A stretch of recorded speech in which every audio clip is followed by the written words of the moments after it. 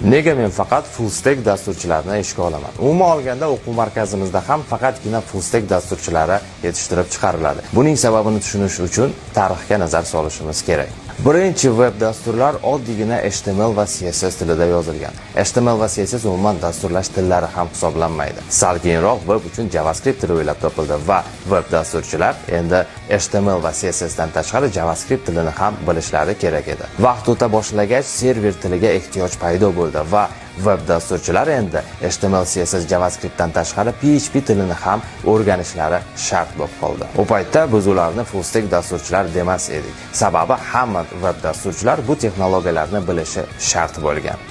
Vaqt o'tdi, web dasturlar shunchalik qiyinlashdiki, bitta dasturchi qiyin dasturni yasab bera olmas edi. Shuning uchun ham ish beruvchilar backend uchun alohida, frontend uchun alohida web dasturchilarini yollay boshlashdi. Zamonaviy dasturlarni internetsiz tasavvur qilish qiyin. Shuning uchun ham web dasturlash tillari jadal rivojlandi. Ularda yoziladigan frameworklar ham. Misol uchun Vue.js va React frameworklarida siz o'ta qiyin bo'lgan front-end dasturlarni bemalol yozishingiz mumkin. Yoki bo'lmasam Symfonyga o'xshagan frameworklar orqali siz o'ta qiyin bo'lgan backend dasturlarini bemalol yoza olasiz. Umuman olganda dasturlash juda ham yengillashdi. Tarix spiralga o'xshab qaytib kelaveradi, ozgina o'zgarish bilan birga. Shuning uchun ham yaxshi dasturchi ham backendda, ham front-endda kuchli dasturlar yoza olishi zamon talabidir.